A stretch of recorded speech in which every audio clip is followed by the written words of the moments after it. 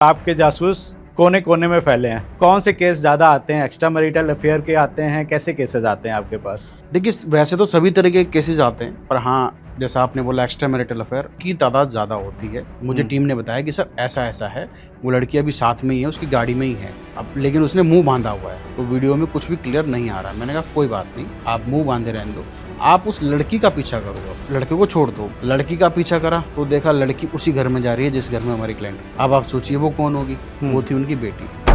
Husband अपनी wife के लिए आ रहा है या वाइफ अपने हस्बैंड के लिए आ रहा है, तो उनका एक तो आधार हो गया कि हाँ उनको शक है कहीं ना कहीं से, और दूसरा उनका क्या मोटिव क्या रहता है कि हाँ अगर मैंने पकड़ लिया तो इससे आगे फर्दर क्या? हमने जैसे ही गेट खड़खड़ाया, जो हमारा सब्जेक्ट था उनको लगा कि शायद पानी देने वाला बंदा है ये, तो उन्होंने वो गेट खोला। जैसे ही गेट खोला तो पुलिस वाले ने हाथ मारा। वो गेट खोला तो गेट खोलते ही क्या देखते हैं कि जो प्रोस्टिट्यूट थी वो एकदम बिल्कुल नेकेड। दो एडल्ट अपनी मर्जी से अगर संबंध बना रहे हैं कहीं पे तो ऑब्जेक्शन नहीं कर सकते। बिल्कुल। कोई भी उस पर क्रिमिनल लॉ नहीं लगता है। नहीं, हो ये रहा है कि लड़की घर में लाने से पहले लोग सोच रहे हैं कि भाई हमें जो है पहले चेक करना चाहिए, और ये बिल्कुल सही है। लड़की हो या लड़का हो, हमें कैरेक्टर पे सबसे ज़्यादा फोकस करना चाहिए बजाय फाइनेंशियल बैकग्राउंड या और किसी चीज़ों पे। अब ये शुगर डैडी और शुगर मम्मी वाला चलन बहुत ज़्यादा हाँ, ये नया कॉन्सेप्ट आ गया, शुगर डैडी और शुगर मम्मी भी हैं। हाँ। तो जोशी जी, कभी ऐसा हुआ कि आपको किसी क्लाइंट का इन्वेस्टिगेशन कर रहे हो और जो सेकंड पार्टी हो उसने आपको पकड़ लिया हो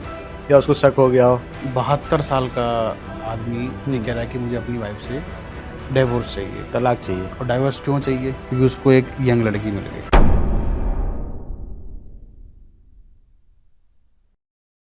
आधुनिकता के इस दौर में रिश्तों की डोर कहीं ना कहीं कमजोर पड़ती जा रही है, इसलिए कभी नीले ड्रम में लाश बरामद होती है तो कभी शिलोंग की पहाड़ियों पर। नमस्कार, वंदे मातरम, जय हिंद। एक बार फिर से आपका बहुत बहुत स्वागत है तिवारी जी टॉक शो के इस बहुत ही खास एपिसोड में। आज बात करेंगे हम लोग पति पत्नी के बीच में जो रिश्ते की डोर है वो कमज़ोर पड़ती जा रही है।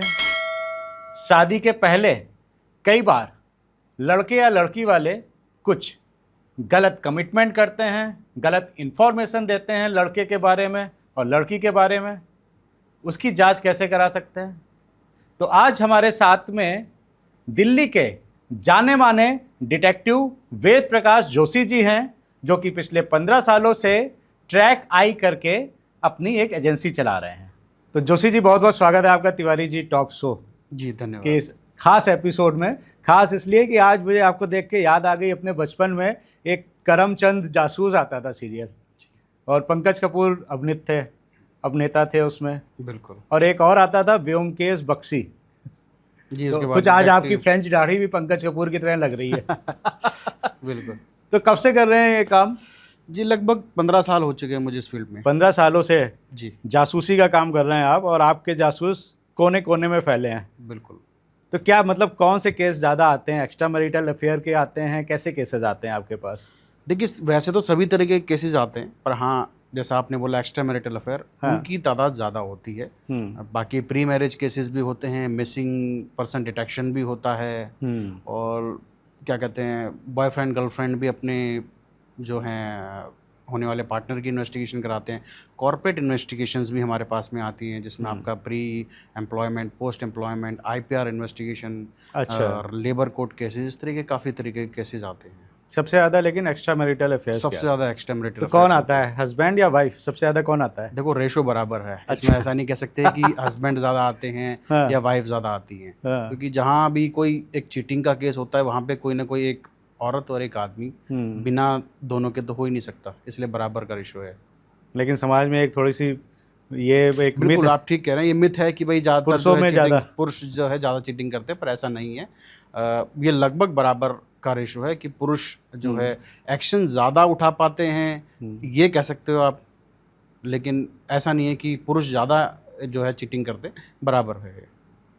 तो क्या मतलब कैसे वो लोग किस पॉइंट पे उनको लगता है कि हाँ मुझे ये इन्वेस्टिगेशन कराना चाहिए, प्रूफ मांगते हैं आपसे, कैसे आते हैं? देखिए, जब उनकी शादीशुदा ज़िंदगी चल रही है, इस दौरान अगर उनको कहीं पे भी किसी भी तरीके का डाउट होता है अपने पार्टनर पे, हस्बैंड को वाइफ पे या वाइफ को हस्बैंड पे, तो अक्सर तो ऐसा होता है कि आपस में ही कई बार वो लड़ाई झगड़ा कर लेते हैं कि ऐसा है वैसा है, ज़्यादातर महिलाएं ऐसा करती हैं। लेकिन आजकल लोग समझदार हो गए हैं, थोड़ा अवेयर हो गए हैं, तो लोग सीधा प्राइवेट डिटेक्टिव को अप्रोच करते हैं कि भाई मुझे इस तरीके का डाउट है और मुझे जो है इन्वेस्टिगेट कराना है कि मेरा पार्टनर जो है वो इस तरीके की इनफिडेलिटी में इन्वॉल्व तो नहीं है, या सिर्फ मेरा ये एक डाउट है। तो उसको हम लोग क्लियर करते हैं कि भाई आपका पार्टनर सही है या नहीं है तो ये एविडेंस है।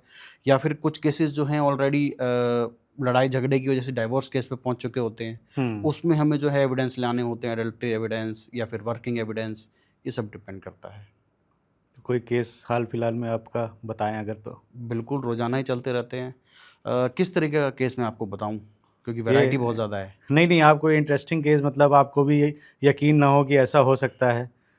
हाँ, एक केस बताता हूँ मैं आपको। एक बार एक क्लाइंट मेरे पास आई, उम्र होगी उनकी लगभग 50 साल के आसपास, कि भाई मुझे जो है अपने जो मेरा बॉयफ्रेंड है उन पे इन्वेस्टिगेशन करानी है। बॉयफ्रेंड पे? बिल्कुल। तो अच्छा। मैं भी एक बार को मैंने कहा यार इस उम्र के अंदर आपको जो है बॉयफ्रेंड है। हाँ। तो मैंने थोड़ा सा पर्सनल गया तो उन्होंने बताया कि मैं डाइवोर्सी हूँ, मेरी एक बेटी है जिसकी उम्र करीबन 27-28 साल है, और मेरा बॉयफ्रेंड है और वो मेरे घर आता जाता है, लेकिन वो भी डाइवोर्सी है, लेकिन मुझे उस पर डाउट हो रहा है कि वो कुछ ना कुछ गड़बड़ कर रहा है। और जब हम इन्वेस्टिगेशन में गए तो हमने देखा कि भाई वो बंदा जो है पहले एक होटल में पहुंचता है। अब हमने बताया कि भाई होटल में आया है, तो क्लाइंट ने कहा कि भाई होटल मैं तो आ नहीं रही हूँ, तो फिर किसके साथ जा रहा है? ऑब्वियस सी बात है कोई ना कोई लड़की होगी। या हमने कहा कि नहीं ऐसा नहीं हो सकता है कोई रीज़न रहा हो, कोई फ्रेंड आ रहा हो, कुछ हो, थोड़ी देर वेट करते हैं, अभी इतनी जल्दी जजमेंट पे नहीं आते हैं। लेकिन हमें ऐसा कुछ दिखा ही नहीं। फिर दूसरी बार यही हुआ, आउटसाइडर एक्टिविटी कोई नहीं थी। अच्छा। होटल के अंदर सीधा पहुंचते थे। अच्छा। अब हम भी हैरान, 2-3 बार ऐसा हो चुका। अब क्योंकि किसी लड़की के साथ एंट्री नहीं कर रहा वो बंदा, लेकिन जब एक दिन क्या हुआ, उन्होंने गलती कर दी कि वो लड़की के साथ निकला, लेकिन लड़की ने पूरा मुंह बांधा हुआ था, जिसकी वजह से उस वीडियो में ये क्लियर नहीं हो रहा था कि ये लड़की कौन है। ठीक है। अब यहाँ हमारे लिए बड़ी मुश्किल थी। मुझे टीम ने बताया कि सर ऐसा ऐसा है, वो लड़की अभी साथ में ही है, उसकी गाड़ी में ही है, अब लेकिन उसने मुंह बांधा हुआ है, तो वीडियो में कुछ भी क्लियर नहीं आ रहा है। मैंने कहा कोई बात नहीं, आप मुंह बांधे रहने दो, आप उस लड़की का पीछा करो। अब लड़के को छोड़ दो, आदमी को छोड़ दो। लड़की का पीछा करा तो देखा लड़की उसी घर में जा रही है जिस घर में हमारी क्लाइंट रहती है। अच्छा। हाँ, अब आप सोचिए वो कौन होगी? वो थी उनकी बेटी। ओ। ठीक है। लेकिन वही वाली बात है, जब हमने बताया उनको कि भाई ऐसे ऐसे एक लड़की आई और आपके घर में ये गई है, ये इसका वीडियो है, तो उसने कहा लग तो मेरी बेटी जैसी रही, मतलब फिगर देख करके, और मेरी बेटी आई भी उसी टाइम पे थी। लेकिन अगर पहली बात तो मुझे इस पर यकीन नहीं हो रहा, दूसरा अगर मैं उसको कन्फ्रंट करूं तो कैसे करूं? इसमें कोई सॉलिड एविडेंस नहीं है। फिर आपने घर में मेरे गुस्से की वीडियो नहीं बनाई। मैंने कहा हाँ, ये हमें भी एक्सपेक्ट नहीं था कि भाई ऐसा कुछ होगा, लेकिन चलो ठीक है, नेक्स्ट टाइम के लिए हम इसको करते हैं। अब हमने क्या सीरीज़ बनाई कि हम उस लड़के को छोड़ करके उस लड़की के पीछे लग गए, क्योंकि तब तो वो बगैर मुंह बांधे रहेगी। तो ऐसा ही होता है, करीबन 6-7 दिन बाद में फिर वही होता है कि वो लड़की अपने घर से निकलती है, ऑफिस जाती है, ऑफिस में लंच में वो निकलती है बाहर, तब उसके मुंह पे कुछ नहीं बंधा हुआ था, वही ड्रेस थी, वही सब कुछ, चेहरा वही। हमने वहाँ पे उसकी वीडियो बनाई कि ये ऑफिस से जल्दी निकली है। फिर वो होटल में पहुँची। अच्छा। हाँ, अब वो होटल में जब पहुँची है तो उसने मुंह बांधा हुआ है, पहले ही टैक्सी में बैठ करके मुंह बांध लिया अपना, लेकिन अब ये ड्रेस है, सब कुछ है, वो सब क्लियर हो रहा है। फिर हम जो है हमने भी जो है, हमारी टीम ने उसी होटल में रूम ऑलरेडी पहले बुक करके रखा हुआ था। अच्छा। तो हमारा एक टीम मेंबर ऑलरेडी वहाँ पे था जिसने उस बंदे की वीडियो पहले से बना ली थी कि वो बंदा एंटर करके गया है और इस रूम में एंटर करके गया है। अब वो जब लड़की पहुँचती है तब हमने फिर वही बनाया। ठीक है। अब हमने माँ को बुलाया कि आप आ जाइए, आप जो है अपना रंगे हाथों पकड़ना चाहते हैं तो पकड़ सकते हैं। तो माँ आती हैं, फिर वही हाई वोल्टेज ड्रामा, ये केस था। माँ के लिए भी कितनी कठिनाई रही बिल्कुल। होगी, बताइए। ये सब हो रहा है। तो आपको भी बड़ा शॉकिंग लगा होगा, ये बड़ा यूजुअल है या आपको? नहीं, यूजुअल नहीं है, हम्म, यूजुअल नहीं है ये। ऐसा अक्सर नहीं देखा जाता कि माँ बेटे एक ही, और फिर वो उम्र में बड़ा फ़र्क था दोनों के अंदर, जो आदमी था उसमें हाँ, और जब उस लड़की में। मोहतरमा 50 साल की हाँ, थी तो हाँ। वो हो सकता सारी है। कहानी दरअसल कुछ पैसे को लेकर के मेरे मेरे हिसाब से हम्म, हो सकता है हम्म, कि भाई कोई वजह रही हो कि भाई पैसा जो है दोनों तरफ से ही शायद पैसा चाहिए हो, ये रीज़न रहा होगा। अच्छा। और वो लड़की को भी पता था कि ये मेरी मदर का बॉयफ्रेंड है, हाँ, बिल्कुल, वो तो घर में आता जब घर जाता में था ना, आना जाना था वो तो। तो घर में आना जाना था। हम्म, बेटी को पता था कि ये मेरी माँ का हम्म, वो है, लेकिन माँ को नहीं पता था कि मेरे साथ ये हो रहा है, मेरी बेटी ऐसा कुछ कर रही है। अच्छा जोशी जी, जब आप ये करते हैं इन्वेस्टिगेशन, तो ये मतलब क्या लीगल है? क्योंकि भारतीय संविधान के अनुसार एक पुलिस की जो संस्था है, तो लोग पुलिस पे ही जाते हैं, लेकिन हाँ, लोग बदनामी से डरते हैं, इसलिए हो सकता है आपके पास आते हों पहले। देखो, सिर्फ बदनामी की बात नहीं है, लेकिन पुलिस पर्सनल केसेस को इन्वेस्टिगेट नहीं करती है, सबसे पहली चीज़। अच्छा। दूसरी चीज़, ओवरलोडेड इतनी है कि अगर आपका कुछ सीरियस मैटर हो भी जाए, ठीक है, तो भी वो नहीं कर सकते हैं, चाहकर भी नहीं कर सकते, मजबूरन भी नहीं कर सकते। यहीं पे आती है हमारा जो है प्रोफेशन, कि हम लोग इन्वेस्टिगेट करके बताएं हमारे क्लाइंट को, क्योंकि सिर्फ एक शक है, शक के आधार पे आप किसी के ऊपर एलिगेशन इस तरीके से नहीं लगा सकते कि मेरा पति जो है ऐसा कुछ करता है या मेरी पत्नी ऐसा कुछ करती है। सपोज कीजिए, एक हाइपोथेटिकली एक केस लेते हैं कि एक लेडीज़ ने डोमेस्टिक वायलेंस का केस लगाया, अपने पति के खिलाफ पुलिस में कंप्लेंट करी। अब पति कह रहा है कि भाई मेरी पत्नी का अफेयर है, वो मुझे पता लग गया, इसलिए जो है इसने ये इंटेंशनली मुझ पे केस किया है, लेकिन वहाँ पे उसके पास कोई एविडेंस नहीं है। अब वो पुलिस तो एविडेंस ढूंढने नहीं जाएगी, हाँ, कोर्ट मानेगा नहीं। वो कोर्ट मानेगा नहीं जब तक आपके पास में एविडेंस नहीं है। राइट। इस सूरत में जो है वो बंदा हमारे पास आएगा, हमसे इन्वेस्टिगेट करवाएगा, हम उसको एविडेंस देंगे, तब वो कोर्ट में जाएगा, कोर्ट में एविडेंस देगा कि जी ये इंटेंशनली जो है इसने मेरे ऊपर एलिगेशन लगाए हैं और मुझे जो है इससे छुटकारा चाहिए, आप इसको क्लियर कीजिए। तो मोस्टली मतलब अगर हस्बैंड अपनी वाइफ के लिए आ रहा है या वाइफ अपने हस्बैंड के लिए आ रहा है, तो उनका एक तो आधार हो गया कि हाँ, उनको शक है कहीं ना कहीं से, और दूसरा उनका क्या मोटिव क्या रहता है कि हाँ, अगर मैंने पकड़ लिया तो उससे आगे फर्दर क्या?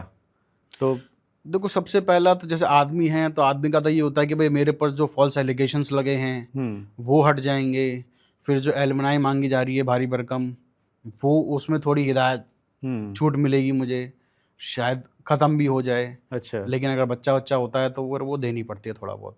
तो इन सब चीज़ों को लेकर के ही, और फिर टाइम ख़राब होता है। देखिए, एक उम्र निकलती जाती है, हर आदमी सोचता है यार मेरे को आगे मूव ऑन करना है, आगे शादी करनी है या जो भी है। अब अगर ये पहली पत्नी जो मतलब या जो पत्नी है करंट में, वो अगर मुझे तंग कर रही है, वो साथ रहना नहीं चाह रही है, तो आगे अपनी लाइफ को किसी तरह तो आगे बढ़ाना ही है ना।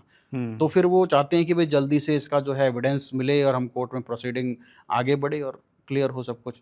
अगर पत्नी है तो वो भी यही सोच के चलती है कि भाई मेरा पति जो है ख़राब है, और कई बार ईगोस्टिक प्रॉब्लम भी हो जाती है कि नहीं, अब तुमने एक ही बार अगर कुछ गड़बड़ कर दी है तो मुझे तुम्हारे साथ रहना ही नहीं है। तो ये सब चीज़ें डिपेंड करती हैं। तो जोशी जी, और कोई केस भी ऐसा आया कि मतलब आपको लगा हो कि यार अब इसमें पुलिस को भी इन्वॉल्व करना होगा, कुछ ऐसा हो गया हो? हाँ, पुलिस को देखो इन्वॉल्व करने की सूरत बहुत कम आती है, लेकिन एक केस मेरे ध्यान में आ रहा है, वो मैं आपको बताता हूँ कि जहाँ पुलिस की ज़रूरत पड़ी थी हमें, डायरेक्टली नहीं इनडायरेक्टली।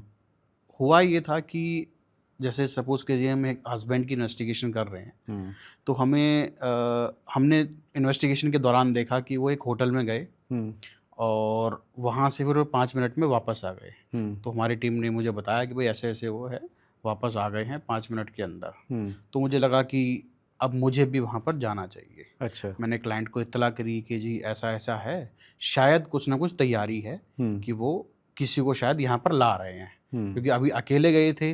उन्होंने जो है चेक इन कर दिया है, रजिस्टर में साइन कर दिया, सब कुछ हो गया है, लेकिन अभी उन्होंने वो कहीं और मूव कर रहे हैं। अभी टीम जो है देख रही है कि भाई कहाँ जा रहे हैं, क्या है। तो क्लाइंट भी उस होटल के नज़दीक आसपास पहुंच गई थी और मैं भी पहुंच गया था, क्योंकि बहुत ज़्यादा दूर था नहीं वो। तो कुछ देर में हम देखते हैं कि हमारा जो सब्जेक्ट हम जिसको बोलते हैं, जिसकी इन्वेस्टिगेशन करते हैं, उन्होंने अपनी स्कूटी पर एक लेडीज़ को बिठाया किसी बस स्टैंड से, और वहाँ पर उस होटल में वो लेकर के आए। तो होटल में लेकर के आकर के वो लेडीज़ से चेक इन कराया, आईडी वाईडी सबमिट कराई, और दोनों के दोनों ऊपर चले गए। अब लकीली मैं उस होटल के अंदर ही मौजूद था पहले से, कि उसने आना है और वहाँ पे मुझे अब ये एविडेंस बनाना रहेगा कि ये चेक इन कर रहा है किसी के साथ में। तो मैंने वो एविडेंस तो बना लिया, लेकिन वही चीज़ थी कि वो लेडीज़ भी मुंह पे कपड़ा वपड़ा बांध करके आई थी। बेसिकली था ये कि वो एक प्रोस्टिट्यूट थी। अच्छा। जिसको उन्होंने वहाँ पे होटल में बुलाया था। तो अब क्लाइंट हमारी नज़दीक थी, उन्होंने अपने पेरेंट्स वगैरह को बताया कि भाई ऐसा ऐसा हुआ है, और वो लेडीज़ को लेकर के होटल में पहुँचा है। तो पेरेंट्स के कुछ फ्रेंड वगैरह एक रहे हैं जो पुलिस में थे, उन्होंने उनसे बात करी, तो उन्होंने बताया कि ठीक है, आप जो है ऐसे ऐसे करिए। उन्होंने उनको गाइड किया और आप जो है बुला लीजिए पुलिस को। तो वहाँ पे झगड़े का वो देख करके कि भाई मेरा झगड़ा हो गया है मेरे हस्बैंड से, और उनका एक लेडीज़ से अफेयर है, तो दोनों ने मुझे बीच सड़क पे मारा है। अच्छा। हाँ, हमारे क्लाइंट ने 112 पे कॉल करके, या 100 नंबर जो भी था, उस पर कॉल करके कि भाई ऐसे ऐसे मेरे साथ हुआ है। तो उन्होंने वो कॉल करवाया, पुलिस आई, एक लेडी कांस्टेबल और एक जेंट्स कांस्टेबल आए, और दोनों जो है होटल में गए साथ में। मैं भी साथ ही था। हमने जैसे ही गेट खड़खड़ाया, तो जो हमारा सब्जेक्ट था उनको लगा कि शायद पानी देने वाला बंदा है ये। अच्छा। तो उन्होंने वो गेट खोला। जैसे ही गेट खोला तो पुलिस वाले ने हाथ मारा। वो गेट खोला, तो गेट खोलते ही क्या देखते हैं कि जो प्रोस्टिट्यूट थी वो एकदम बिल्कुल नेकेड। ठीक है। अब वो लकीली चीज़ें ऐसी पकड़ में आ जाती कई बार कि बंदा ऐसी स्थिति में हो जहाँ पे वो कोई डाउट की चीज़ ना रहे।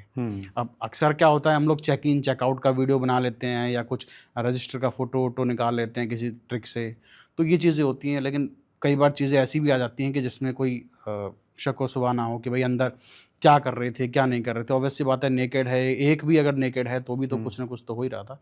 तो ये चीज़ें पकड़ में आ जाती है इस तरीके से।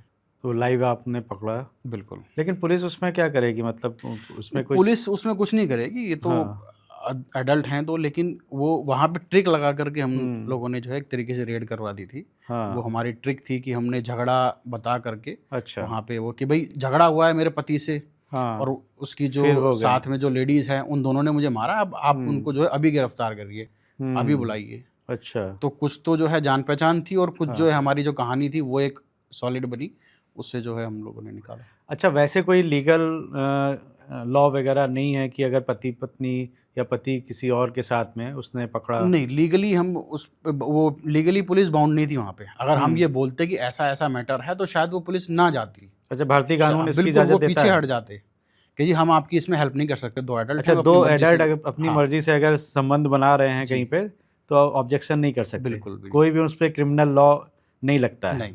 और पत्नी अगर जा रही है तो भी वो मतलब मारपीट के लिए बोल सकती है, लेकिन इस विषय में पुलिस सहायता नहीं करेगी कि आपने कहा हमारे पति वहाँ लेटे हुए हैं, आप पकड़ बिल्कुल। लो। अभी क्या है, इन दिनों ना एक बड़ी मिसकंसेप्शन भी है एक, कि कोई भी ये मान के चलता है कि हम रिलेशनशिप में हैं या लिविंग रिलेशनशिप में हैं और ये लीगल है।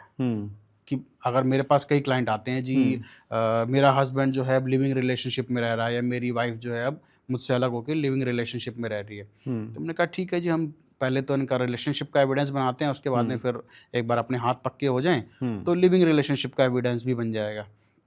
तो कहते हैं जी नहीं जी, हमें तो लिविंग रिलेशनशिप से कोई फ़ायदा तो होना नहीं है, क्योंकि ये तो लीगल हो गया। तो देखिए, लीगल और इलीगल की बात नहीं है। लीगल जो पहले था, पहले जो इलीगल था वो ये था कि दो एडल्ट जो हैं, जो शादीशुदा हैं, वो एडल्ट्री में शामिल नहीं हो सकते। होते थे तो सेकंड पार्टनर जो है केस लगा देता था। लेकिन अभी सिर्फ इसको क्रिमिनल एक्टिविटी के उससे हटाया गया है कि ये क्रिमिनल एक्टिविटी नहीं है, वो उनकी अपनी मर्जी है, वो आपस में कुछ भी कर रहे हैं। लेकिन तलाक का आधार तो अभी भी रहेगा ना, कि भाई आपका पार्टनर जो है वो चीटिंग कर रहा है, तो उनको तो अधिकार है ना कि वो तलाक के लिए फाइल करें कि ये उस एविडेंस आधार पे तलाक के लिए जा बिल्कुल सकते हैं। एविडेंस होना चाहिए कि भाई मेरा पार्टनर जो है मेरे से लॉयल नहीं है, और मेरी जो है लाइफ ख़राब हुई है, इसलिए जो है आगे बढ़ना है मुझे।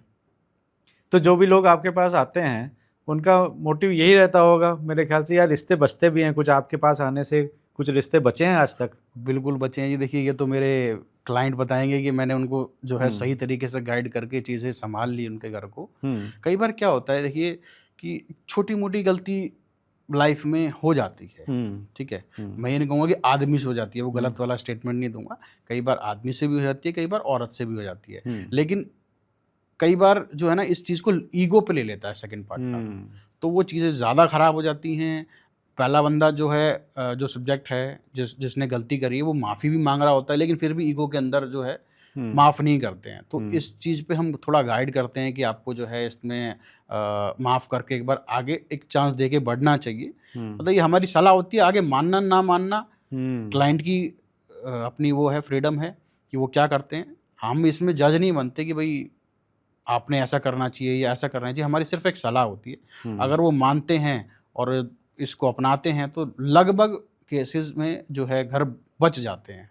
वरना तो फिर जब चीज़ें, कई बार ऐसा होता है कि बहुत आगे बढ़ जाती हैं कि पुलिस बुला ली जी। वो पुलिस बुलाने को भी इतना बड़ा ईगो में ले लेते हैं कि जी इनने तो मेरे घर में पुलिस बुला ली थी, मेरी तो इज्जत ही नहीं रही आसपास में, इसने मेरे पास फलाने फलाने जो है एलिगेशंस लगा दिए। इन चीज़ों को अगर आदमी एलिगेशंस में उसमें ले लेता है ईगो के अंदर, तो फिर चीज़ें खराब होती हैं।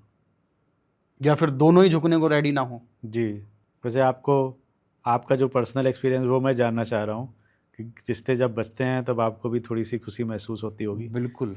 हमारा काम देखिए किसी का घर तोड़ना नहीं है, हमारा काम है सच को निकाल करके लाना। हाँ, ठीक है, जो कोई कहीं गलत हो रहा है उसको रोकना। हमारा काम घर तोड़ाना नहीं है, हमारा प्रोफेशन ये नहीं है। हमारा काम है जांच करना। आजकल जोशी जी जो शादियां होती हैं उसमें भी कई बार निकल के आता है कि लड़के वाले कुछ बता देते हैं अपने लड़के के लिए कि हाँ जी वो उसका बिजनेस है इतना बड़ा, ये है वो है, और वो बाद में कुछ नहीं निकलता है। एजुकेशन को लेके झूठ बोल देते हैं, लड़के वाले हो या लड़की वाले हो, दोनों की बात कर रहा हूँ। कई बार लड़की के लिए भी बोल देते हैं बढ़ा चढ़ा के जी। और वो बाद में पता चलता है कुछ नहीं है। कई बार लड़के के लिए भी इस तरह से बोल देते हैं। अब कोई जर्मनी में बता देता है वहाँ पे नौकरी कर रहा है तो कैसे वो पता करेंगे, क्या करेंगे? तो इस तरह के केसेस भी आपके पास आते होंगे? बिल्कुल, इसको प्री मैरिज इन्वेस्टिगेशंस हम लोग कहते हैं। तो ये केसेस अभी फ्रिक्वेंटली अभी ज़्यादा बढ़े हैं। रिसेंट में अभी जो मर्डर हुए हैं ना, इसके बाद अब बहुत ज़्यादा बढ़ गए। इनकी तादाद लगभग 2 गुने, 2.5 गुना, 3 गुना हो चुकी है। ठीक है, क्योंकि लोग अवेयर हो रहे हैं कि भाई अब हमें ये इन्वेस्टिगेशन करानी चाहिए कि फलाना जो है मार दिया, किसी ने ड्रम में बंद कर दिया, जो आपने शुरुआत में कहा। ठीक है, किसी ने डर बहुत हो गया, लड़के हनीमून शादी पे ले जाके मार दिया। ठीक है, तो लोग आज थोड़ा सा अवेयर हो रहे हैं कि यार हमें पहले इन्वेस्टिगेट कर लेते कि भाई उस लड़की ने पहले इन्वेस्टिगेट करा लिया होता उस लड़के ने कि भाई उस लड़की का कहीं अफेयर तो नहीं है, कुछ नहीं है। तो इन चीज़ों को लेकर के लोग थोड़े समझदार अब हो रहे हैं कि हमें इन्वेस्टिगेट कराना चाहिए। लेकिन अभी वही चीज़ है कि आपने जैसे बोला कि भाई कोई बंदा बाहर है, ठीक है, अगर वहाँ पे कोई अफोर्ड करता है कि हमारी टीम बाहर जाए और वहाँ पे इन्वेस्टिगेट करे, तो बिल्कुल हम कर सकते हैं। एक्सेप्ट जो दुबई है, वहाँ पे थोड़ा इलीगल रहता है। अच्छा। छोटी मोटी इंक्वायरी वहाँ हम कर सकते हैं, भाई जॉब का और रहने का और वो सब इंक्वायरीज हम कर सकते हैं। अगर हम दुबई के अंदर किसी का पीछा करते हुए पकड़े आते हैं तो फिर सीधा जेल है। अच्छा, वो चीज़ें हैं, चाहे आदमी हो चाहे औरत हो। अरब कंट्रीज में होगा पूरे में? दुबई के अंदर तो स्पेसिफिक। लोकल का बताइए कोई केस अगर आप बताएं, लोकल में दिल्ली एनसीआर में जो इन्वेस्टिगेट किया हो देखो प्री और मैरिज कुछ के आपको लगा हो कि ये जो बताया वो एकदम अलग निकला। अक्सर ऐसा होता है कि भाई बोलते हैं कि भाई गवर्नमेंट जो है हमारी जॉब है, वो गवर्नमेंट जॉब ना हो करके उसमें होता है, कॉन्ट्रैक्ट में होता है। हाँ, आपने अभी बड़ा अच्छा याद दिलाया मुझे। एक बंदा जो है इसमें मिलता है मैट्रिमोनियल वेबसाइट पे। अच्छा। एक लड़की को कि जी मैं इनकम टैक्स में फलानी पोजीशन पे जॉब करता हूँ। ठीक है, और मेरी एक क्लाइंट जो हैं वो भी इनकम टैक्स ऑफिस में हैं। तो और वैसे भी मैंने फिर इन्वेस्टिगेट करा। ठीक है, तो मैंने पाया कि इस तरह का कोई बंदा यहाँ पे काम ही नहीं करता। अच्छा। इस तरह की कोई पोजीशन ही नहीं है। हाँ। ठीक है, और जब लड़के से वो लड़की जो है एड्रेस मांगे कि आपका घर का एड्रेस बता दो, मुझे कुछ गिफ्ट भेजना है, तो उसके लिए भी डिनाई कर दे। अब होता क्या है कि मैंने उनसे पूछा कि आपको उन्होंने कभी कोई फाइनेंशियल जो है पैसे की कोई हेल्प वगैरह मांगी? तो उन्होंने कहा नहीं, ऐसा कभी भी नहीं मांगी। ठीक है, मैंने कहा कभी फिजिकल फ़ायदा उठाने की कोशिश करी हो? बोला नहीं, ऐसा भी कभी नहीं। कभी मिले हो? बोले नहीं। तो मैंने कहा हो सकता है अभी जो है फिराक में है बंदा, कि भाई अभी तक फ़ायदा नहीं उठाया किसी तरीके का, तो फ़ायदा उठाना है। तो जब चीज़ें क्लियर होती नहीं दिखी तो हमारे क्लाइंट ने भी फिर उसके हाथ जोड़ दिए कि भाई जब तुम चीज़ें क्लियर ही नहीं कर रहे हो, तुम्हारे ऑफिस का कोई वो बंदा नहीं है, तो उन्होंने ये भी बोला कि मैं गिफ्ट जो है ऑफिस में भिजवा देती हूँ, कोई बात नहीं, आप घर मत मिलिए, ऑफिस में भिजवा देते हैं।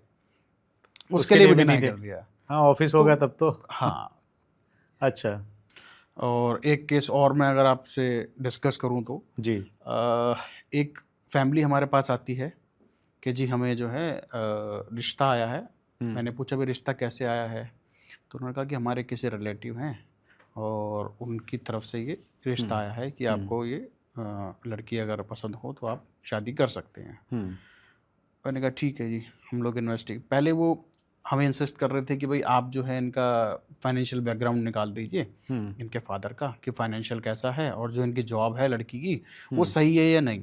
तो मैंने उन्हें समझाया कि लड़की है, ठीक है, आप घर में बुला करके शायद जॉब कराना चाहेंगे? बोले हाँ हम तो जॉब कराएंगे। ठीक है, बहुत अच्छी बात है। और फादर की फाइनेंशियल से आपको क्या फ़ायदा होगा? बोले पता तो लगे कि भाई क्या है क्या नहीं है।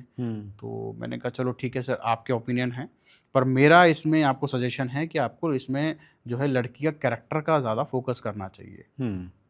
तो बोले ठीक है जी, आप जो है इन्वेस्टिगेट कर दीजिए इस बारे में। तो मैंने कहा पहले मैं ये करता हूँ कि लड़की सही है या नहीं है। अब हमने जब ऑब्जर्वेशन चालू करी तो आप सोचिए कितने अफेयर उस लड़की के पहले निकले हुए। ये हमारी गिनती हमने रोक दी। अच्छा, कि अब इसको बंद करते हैं, ओहो, ऑलरेडी इतना हो चुका है कि अब आगे इन्वेस्टिगेट करने की ज़रूरत नहीं है। हाँ, ठीक है, तो चीज़ें ऐसी गड़बड़ होती हैं कि जिसको देख करके लोगों को समझना चाहिए। अब हो ये रहा है कि लड़की घर में लाने से पहले लोग सोच रहे हैं कि भाई हमें जो है पहले चेक करना चाहिए और ये बिल्कुल सही है, लड़की हो या लड़का हो, हमें कैरेक्टर पे सबसे ज़्यादा फोकस करना चाहिए बजाय फाइनेंशियल बैकग्राउंड या और किसी चीज़ों पे। ये तो बड़ा मतलब आपने जो केस बताया उसको लेके और लोगों के मन में डर आएगा, लेकिन ये समाज में वाकई में अब कैरेक्टर को लेके कितना आप जस्टिफाई करोगे? क्योंकि अब ये देखिए शादियां भी इतनी लेट हो रही हैं, 30-35 साल में अब शादियां हो देखो रही हैं। अक्सर हमारे पास में लोग आते हैं कि भाई ऐसे से हमने रिश्ता करा था, जैसे मैं पूछता हूँ कि जी आपने पहले ये देखा नहीं, इन चीज़ों को इन्वेस्टिगेट नहीं करा? बोले नहीं जी हमारा तो जल्दी जल्दी में सब कुछ हो गया, 15 दिन के अंदर ही सब कुछ तय हो गया, 20 दिन के अंदर शादी हो गई, हमें तो सब कुछ अच्छा लगा था। अच्छा लगा था, हाँ, ये बड़ा अच्छा बताया आपने। हाँ, अच्छा लगा हमको था, तो सब ठीक ठाक लगा। हाँ, हमको सब कुछ ठीक ठाक लगा था जी। अच्छा, जितने भी डाइवोर्स होते हैं उनकी पहले शादी हुई है। हाँ, शादी कैसे हुई है? हाँ, जब आपको अच्छा लगा है, हाँ, तभी रिश्ता हुआ है। हाँ, तो अच्छा तो शुरू शुरू में सबको ही लगता है, हाँ, लेकिन गड़बड़ तो असलियत जब आती है जब साथ रहते हैं। जी। तो ये चीज़ हमें तो, अब कई लोग कहते हैं कि जी हमें सब कुछ अच्छा लग रहा है, आप सिर्फ इतना बता दीजिए, आप इसमें पैसे कम करिए और हमें सिर्फ इतनी इन्फॉर्मेशन दे दीजिए, हमें सब कुछ बाकी सब ठीक लग रहा है। तो इस चीज़ से लोगों को थोड़ा सा ऊपर उठना पड़ेगा कि हमें सब कुछ अच्छा लग रहा है यानी सब कुछ सही है। परसेप्शन पे मत जाएं, आप रियलिटी में जाएं। तो जोशी जी, कभी ऐसा हुआ कि आपको किसी क्लाइंट का इन्वेस्टिगेशन कर रहे हो और जो सेकंड पार्टी हो उसने आपको पकड़ लिया हो या उसको शक हो गया हो? देखो शक होने की, हम लोग ऐसी कोई गलती नहीं करते कि जिसकी वजह से हमारे सब्जेक्ट को शक हो, लेकिन हाँ ये गलतियां जो हैं क्लाइंट की तरफ से कई बार हो जाती हैं बड़बोलेपन में। कई बार क्या होता है, सपोज कीजिए हाइपोथेटिकली हस्बैंड का हम लोग इन्वेस्टिगेशन कर रहे हैं और पति को हमने बताया कि जी आज आपके हस्बैंड जो है ऑफिस से जल्दी निकल करके वहाँ गए थे। कई बार क्लाइंट, ज़्यादातर लेडीज इतनी ज़्यादा क्रूशियस होती है कि आज मेरा पति कहाँ है, अब कहाँ है, अब फ़ोन नहीं उठाया, तो उनको ये जल्दी रहती है कि मुझे पता लगे, मैं इन्वेस्टिगेट करूँ कहाँ है। तो कई बार हमें बताना भी पड़ता है प्रेशर में आकर कि जी वो अभी वहाँ पर हैं, उस तरीके से हैं, मुझे लगा नहीं ऐसा कुछ कोई भी, हमने जबकि कोई सस्पिशियस चीज़ नहीं पकड़ी। सिंपल चीज़ है कि वो बंदा जल्दी निकल करके अपने फ्रेंड्स के साथ होटल में चला गया, वहाँ पे बैठ के पार्टी करी है, सैटरडे नाइट है, रात को 12-1 बजे तक पार्टी करी है। अगले दिन संडे के दिन जब छुट्टी थी तो पत्नी ने पति को बता दिया तुम तो दोपहर में निकल गए थे, तुम तो सारी रात वहाँ रुके हो। अब उस बंदे को डाउट नहीं होगा तो क्या होगा? तो पहले ही अच्छा, हाँ, तुम तो वहाँ दोपहर में गायब हो गए थे। तो सबसे इम्पोर्टेंट है इन्वेस्टिगेशन जब भी कोई करवाए तो पेशेंस जरूर रखे। कहीं ना कहीं से आप अच्छा, लेडीजों में होती होगी चुलबुलाहट, बिल्कुल हाथ लग गया तो हाँ कहाँ थे तुम। ऐसा नहीं है कि लेडीज़ों में होती है, ये जेंट्स अच्छा, में भी होती जेंट्स है। में भी होती ये है। हम फेस करते हैं, इसलिए हम जानते हैं हाँ। कि जेंट्स में भी एक गड़बड़ करने के चांसेस होते हैं। हालांकि मैं पहले ये चीज़ काउंसिल करके चलता हूँ, पर कई बार हमें भी वो नहीं रहता एक्सपेक्टेशन कि भाई ऐसा हमारा क्लाइंट कर देगा, इतनी सिंपल मूवमेंट को भी जो है बता देगा कि भाई ऐसा नहीं था वैसा था। तो वहाँ दिक्कत आती है। कोई सस्पिशियस मूवमेंट हो, कुछ अच्छा हमारे हाथ में हो, तब हम उस क्लाइंट को रोक कर रखें कि भाई आप ऐसा मत करिएगा। लेकिन कई बार हमें एक्सपेक्ट नहीं होता और वो चीज़ें हो जाती हैं। तो पकड़ा तो नहीं गया, लेकिन हमें समझ में आ जाता है कि भाई इस बंदे को डाउट है। मान लो एक सीधा चल रहा है अपने 50-60 की स्पीड पे और सीधा जाकर के गाड़ी को साइड में रोक दिया, एक गोल चक्कर के 2 बार चक्कर लगा लिए, कुछ ऐसी चीज़ें होती हैं। बार रुक गया, दुकान पे गया, कुछ लेकर आया, बैठने से पहले पीछे देख रहा है, ठीक है। तो ये कुछ सस्पिशियस एक्टिविटी होती है जिससे समझ में आता है कि भाई इसको कुछ ना कुछ डाउट है। तो आप लोग मतलब आपके जासूस पूरा निगरानी में रहते होंगे, आगे पीछे गाड़ियां चल रही हैं कैमरे लेके, बिल्कुल जी। चिप लगा देते हैं क्या? वो देखिए टेक्नोलॉजीज हैं अपनी अपनी, जिसको जैसे यूज करना हाँ, है वो डिस्क्लोज कहाँ करेंगे हाँ आप? बिल्कुल। वो कहते हैं ना कि बंद मुट्ठी लाख की खुली खाक की। हाँ, अब मैंने नहीं, सब कुछ जैसे रिवील मूवीज कर में दिया। दिखाते हैं कि एक चिप फिट कर दी, वो बंदा जहाँ भी मूव कर रहा है उतना तो नहीं होता वो है आ कि वो रहा है। छोटी मोटी चिप, इतना भी नहीं होता है, लेकिन हाँ टेक्नोलॉजीज का हम यूज करते हैं, पर यहाँ हम रिवील नहीं करेंगे। हाँ, वो वाकई में नहीं करेंगे आप। बिल्कुल। लेकिन आजकल तो मोबाइल बड़ा एविडेंस जो है, मुझे लगता है कि मोबाइल से बहुत ज़्यादा आप डेटा कुछ भी आप निकाल सकते हैं। सब मोबाइल का जो है ना डाटा कोर्ट में एडमिसिबल नहीं है।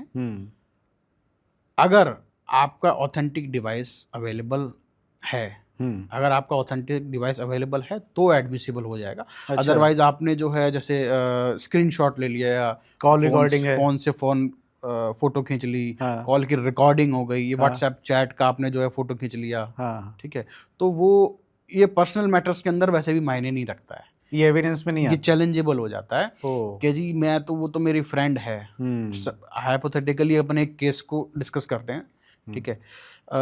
एक पत्नी ने पति की चैट्स पकड़ ली। अच्छा। कि जी भाई ये इस लड़की से ये चैटिंग कर रहा है, ठीक है। उठा करके वो पुलिस में पहुंच गए, हाँ, या कोर्ट में पहुंच गए, हाँ। झगड़ा कर लिया, बाद में केस कर दिया कोर्ट में कि जी मेरे पास तो इसका एविडेंस है कि ये देखिए ये चैट कर रहा है, हाँ, ठीक है।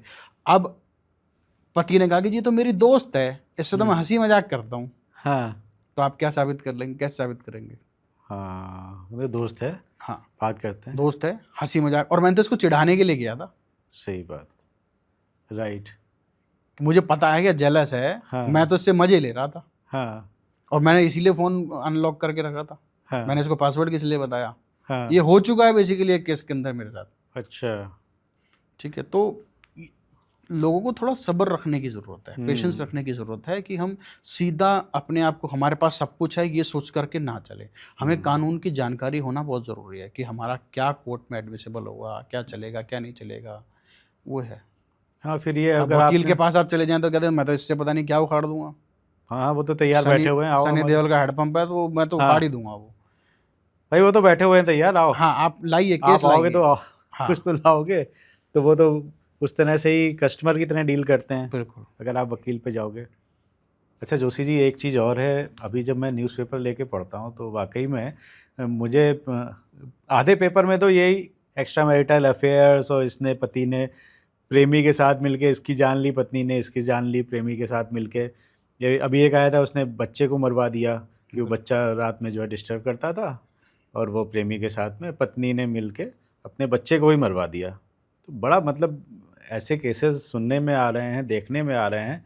एक चीज़ और मैंने नोटिस करी है, ये आप ज़्यादा अच्छा बता पाओगे, कि उम्र दराज, मतलब कि 60 साल के ऊपर वाले भी और 50 साल के ऊपर वाले भी केसेस बहुत ज़्यादा बढ़े हैं। जी बिल्कुल, हमारे पास हर उम्र के लोग आते हैं। हाँ ऐसा नहीं है कि सिर्फ यंग में ही एक्स्ट्रा मैरिटल अफेयर होता है जी, या आप इनफैक्ट तलाक की चीज़ें भी हैं, वो भी अधेड़ उम्र के बाद भी होती हैं, ठीक है।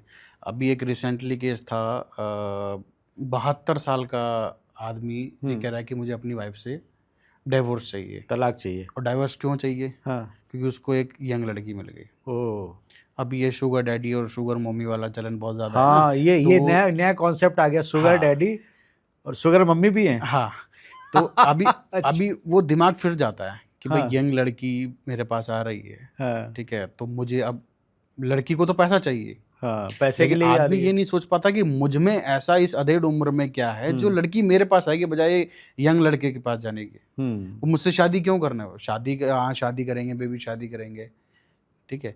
तो बहुत चीज़ें इस वक्त बहुत ज़्यादा ख़राब हो रही हैं, ठीक है। वो किसी भी उम्र में हो सकती हैं, वो कम उम्र में हो सकती हैं, वो ज़्यादा उम्र में हो सकती हैं। तो इसका कोई स्पेसिफिक वो नहीं है कि भाई इस उम्र के लोग ही हमारे से इन्वेस्टिगेशन कराएंगे। तो वो थोड़ा केस बताइए 72 ईयर्स वाला जो था। 72 ईयर्स वाला केस सिंपल कि भाई हमारी जो क्लाइंट थी उनके हस्बैंड मान लीजिए, ठीक है, वो केस कर देते हैं अपनी पत्नी पे कि भाई मुझे जो है इससे डाइवोर्स चाहिए, ये मेंटल क्रुएल्टी करती है मेरे ऊपर। एलिगेशन जो उनके वकील ने बनाया वो ये बनाया। अच्छा। लेकिन अब ऐसा कुछ कोई एविडेंस नहीं है उनके पास में, तलाक किस आधार पर लेगा? डोमेस्टिक वायलेंस का केस वो नहीं लगा सकते, ठीक है, मेंटल क्रुएल्टी उनका एलिगेशन बचा। लेकिन जब हमने इन्वेस्टिगेट करा कि भाई इस उम्र में आकर के ये क्यों ऐसा कर रहे हैं, तो वहाँ पाया कि एक यंग लड़की के साथ उनका अफेयर चल रहा था और कोर्ट वो अलग रहने लग गए थे अपनी बीवी को छोड़ करके, कोई खर्चा नहीं देना, कुछ नहीं। तो यही चीज़ें हैं कि भैया वो लड़की जो है उनको प्रेशर कर रही है कि अब आप मुझसे शादी करिए। बेसिकली ब्लैकमेल भी होने लग जाते हैं लोग कि अगर किसी तरह से लड़की ने फंसा लिया एक ज़्यादा उम्र वाले आदमी को, तो वो लड़कियां ब्लैकमेल करने लगती हैं। अब यहाँ ब्लैकमेल का हालांकि मामला नहीं था, इमोशनल ब्लैकमेल आप कह सकते हैं कि भाई उनको ये लग रहा था कि भाई मेरे को यंग लड़की मिल रही है, मुझे अब इसकी क्या ज़रूरत है, और जबकि बच्चों की शादी हो चुकी है। बताइए, बच्चों की शादी हो चुकी है, बच्चों की शादी हो चुकी फैमिली है, सेटल्ड है, उसके पोता बाद पोती हो चुके हैं, फिर भी उनको डाइवोर्स चाहिए ताकि वो दूसरी शादी कर चुके। इसमें बड़ी मतलब उलझन रहती होगी अगर कोई इस उम्र में आपके पास में आ रहा है तो प्राइवेसी देखो का भी उसमें बहुत ज़्यादा उसमें उनको हमने रहता होगा। उसमें हमने ना, जैसे आपने अभी एक क्वेश्चन पूछा था कि भाई कुछ रिश्ते बचते हैं, यानी ये भी एक अच्छा एग्जांपल है कि वो रिश्ता हमने कैसे बचाया। कि वहाँ पे अब हमने अपने क्लाइंट को सजेस्ट किया कि हम आपके हस्बैंड का इन्वेस्टिगेशन करने की बजाय, कि वो तो फंस चुके हैं मान लो, उनका इन्वेस्टिगेशन करने की बजाय हम उस लड़की का इन्वेस्टिगेशन करते हैं कि वो लड़की क्या है, उसका क्या बैकग्राउंड है, क्या पता वो काम ही यही करती है। तो फिर यही निकला इन्वेस्टिगेशन में अच्छा कि उसने ऑलरेडी किसी एक लड़के पर केस लगाया हुआ था कि ये मुझसे शादी से मुकर रहा है, ठीक है, और कुछ और 2 लौंडे लेकर घूम रही थी वो, ठीक है। वो एविडेंस हमने बनाए, फिर उनके हस्बैंड को हमने दिखाया कि सर ये देखिए, मैं खुद बैठ कर के, सर ये देखिए, ये लड़की सिर्फ आपकी नहीं है, इस बात को आप भूल जाइए। तब उन्होंने अपनी गलती मानी, तब आंखें खुली उनकी। हाँ कि जी मेरे से गलती हो गई, हाँ, आपने जो है हमारा घर बचा लिया, इसके लिए बहुत बहुत धन्यवाद। चलिए, घर बच गया। बिल्कुल। लेकिन वही मैं सोच रहा था, इनको मतलब कोई आपके पास आ रहा है उस उम्र में, तो उनको भी थोड़ा सा प्राइवेसी का भी मैटर करता होगा, आपके पास कोई उनकी भी प्राइवेसी रहती देखिए है। प्राइवेसी देखो, जैसे मैं अभी केस डिस्कस कर रहा हूँ, तो ये मैं किसी का नाम नहीं ले रहा, कोई जगह नहीं बता रहा, काल्पनिक पात्र बना करके मैं आपको बता रहा हूँ। प्राइवेसी हाँ, जिस टर्म्स में शायद आप बोल रहे हैं कि भाई हम जो है सेकंड पार्टी को ना बता दें या किसी को पता ना लग जाए, मैं अपने क्लाइंट्स को अक्सर एक बात कहता हूँ कि privacy is our first priority, ठीक है। इसमें दरअसल हम स्टेक में होते हैं। अगर जिसकी इन्वेस्टिगेशन हम कर रहे हैं, क्लाइंट्स को यही होता है कि उसको पता ना लग जाए। उसको पता लग गया तो सबसे पहले हमारी टीम को फेस करना है ना, आपको तो बाद में फेस करना है। ठीक है, आपका काम भी खराब होगा, लेकिन हम कभी भी ये नहीं चाहेंगे कि हमारी टीम फंसे। ठीक है, दूसरी चीज़, हम जो है आप हमारे क्लाइंट आप हैं, हम आपको इन्वेस्टिगेट करके देंगे। हम सामने वाली पार्टी से ना तो हम ये चीज़ें इस तरीके का कोई काम नहीं करते हैं कि वहाँ पे चीज़ें ख़राब हों और आप दोबारा काम ना कर पाएँ या चीज़ गड़बड़ हो जाए। अगर हमें लगता है कि भाई इस बंदे को कुछ डाउट है, तो हम अपने कदम पीछे खींच लेते हैं। चलिए, तो जोशी जी, मैं चाहूँगा कि आपने तो इतनी चीज़ें और इतने केस बताए, वाकई आँख खोलने वाले हैं। तो एट लास्ट आपके पॉइंट ऑफ व्यू से, क्योंकि आपको इतना एक्सपीरियंस है, एट लास्ट जाते जाते आप ये एक्स्ट्रा मैरिटल अफेयर्स के लिए क्या सुझाव और संदेश हमारे दर्शकों को देना चाहेंगे? देखिए सुझाव इसमें यही है कि भाई अगर मैं इस टर्म में दूं कि भाई एक्स्ट्रा मैरिटल अफेयर के दौरान, जैसे हमने पहले डिस्कस करा कि अगर आपको डिटेक्टिव हायर करना है तो आपको पेशेंस रखना चाहिए। आपको ये समझना चाहिए कि आपको एविडेंस किस तरीके का चाहिए, आपकी रिक्वायरमेंट क्या है। कई बार हमारे पास आते हैं कि भाई मेरे हस्बैंड ने या मेरी वाइफ ने जो है सेकंड मैरिज कर ली है, हम लोग 5-7 साल से अलग रह रहे हैं, तो उनको ये रहता है कि नहीं मुझे तो सिर्फ वो मैरिज का ही एविडेंस चाहिए। ठीक है, और जब हम पूछते हैं कि अच्छा ठीक है उन्होंने कोर्ट मैरिज करी है, बोले नहीं जी कोर्ट मैरिज करी है। मैं गाजे बाजे से करी है, बोले नहीं जी छुप करके करी है। मैं कहाँ करी है ये पता है, कब करी है ये पता है, वो भी नहीं पता, लेकिन एविडेंस चाहिए वही। ठीक है, अगर हम उसमें जाएं भी तो उसमें कहीं चांसेस होते हैं कि कुछ चीज़ लीक हो जाए, तो इसलिए हम उनको पहले यही सजेस्ट करते हैं कि पहले हम एविडेंस बनाएं कि वो रिलेशनशिप में है। ठीक है, हम एविडेंस बनाएं कि वो अगर साथ रह रहे हैं तो लिविंग रिलेशनशिप में है।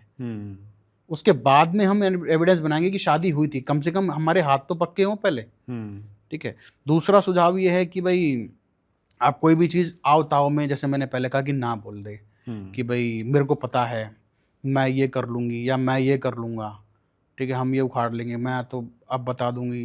कई बार क्या होता है यार, अगर दोनों पार्टनर अलग रह रहे होते हैं तो कोई एक मीडिएटर बंदा होता है, उनसे क्लाइंट कह देते हैं कि जी ठीक है मैं कोर्ट में ये कर दूंगा, मैं वो कर दूंगा। कई बार उन चीज़ों से है जो सामने वाला अलर्ट हो जाता है।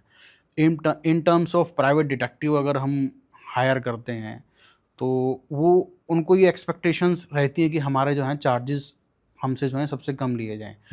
वो एक प्रोडक्ट की तरह सर्विसेज को डील करते हैं कि भाई सबसे कम वाला जो है हम उससे इन्वेस्टिगेट कराएंगे। अब मुझे कई लोग कहते हैं जी मुझे तो 30,000 रुपये में 30 दिन का इन्वेस्टिगेशन करने को मिल रहा है। तो आप खुद सोचिए 1,000 रुपये पर डे में क्या नंगा नहाएगा, क्या निचोड़ेगा, क्या तो पेट्रोल खर्चा निकालेगा, क्या लड़के को खाना खिलाएगा, क्या करेगा आदमी। सही बात है। तो वो एक्सपेक्टेशंस इतनी गलत होती है ना क्लाइंट्स की कि नहीं जी मेरे को तो इतने मिल रहा है, आप इससे कम बताइए। तो मैं उनको फिर ये कहता हूँ जी आप उनसे कराइए तो सही, इससे कम में तो आपको मिलना ही नहीं है, आप उनसे ज़रूर कराइए। अच्छा, आपके एक्स्ट्रा भी तो बहुत जाते होंगे, कहीं होटल वेटर को दे रहे हैं, ऑब्वियसली सर, देखिए हमारे गार्ड एक्स्ट्रा को देने पड़ते होंगे। हाँ, एक्स्ट्रा खर्चे इतने हैं कि जिसका कोई वो नहीं है। हाँ। हमारा तो ऑफिस से निकलते या घर से निकलते ही खर्चा स्टार्ट है। हमें नहीं पता हमें किसी काम में बचेगा भी कि नहीं बचेगा अगर हमने लमसम तय कर लिया तो। ये बहुत बड़ी प्रॉब्लम है कि हमारी फील्ड के अंदर भी ना स्कैमर्स घुस गए हैं। अच्छा। साइबर साइबर स्कैम्स जो हैं हमारी फील्ड में भी होते हैं। अब क्लाइंट उस बात को नहीं समझ पा रहा है कि भाई जो दूसरा बंदा है जो आपको बहुत कम पैसे बोल करके अट्रैक्ट कर रहा है कि आप दीजिए, वो स्कैमर है। ये चीज़ सबसे पहले क्लाइंट को समझनी चाहिए। चलिए जोशी जी, आज ऐसे ऐसे केस बताए आपने कि मुझे भी थोड़ा सा एकदम से वो होता है ना कि शॉकिंग लगता है। बिल्कुल। तो आप जो काम कर जब रहे हैं, मैं इस फील्ड में आया था तो मुझे भी बड़ा शॉकिंग लगता था। ऐसा नहीं है कि आपको तो सिर्फ सुन के लग रहा है, हमने जब फील्ड पे अपनी आंखों से चीज़ों को देखा तो दिमाग चकराता था कि यार सारी दुनिया ही गलत है।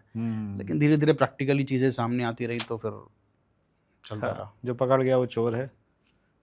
हाँ, ये तो सबसे बड़ी सच्चाई है कि जो पकड़ा गया वो चोर है। लेकिन फिर भी चीज़ें उस वक्त ऐसी दिख रही थी कि यार सभी लोग गलत होते होंगे, लेकिन अब धीरे धीरे समझ में आ रहा है लाइफ में जैसे जैसे आगे बढ़ रहे कि नहीं, कई बार चीज़ें जो हैं मिसअंडरस्टैंडिंग की वजह से भी हो जाती हैं। राइट। तो चलिए, आप तिवारी जी टॉक शो में आए, आपका बहुत बहुत धन्यवाद। तो भैया आप लोग को कैसा लगा आज का ये एपिसोड? आपके कुछ सवाल हों तो हमें कमेंट करके पूछिए और हम जरूर उसके जवाब जोशी जी से लेकर आप तक पहुंचाएंगे। अगर ये एपिसोड आपको पसंद आया हो तो हमें कमेंट करके लाइक करके बताइए, और तिवारी जी टॉक शो को सब्सक्राइब नहीं किया है तो सब्सक्राइब जरूर कर दीजिए। इससे आपको हमारे आने वाले एपिसोड्स की जानकारी मिलती रहेगी।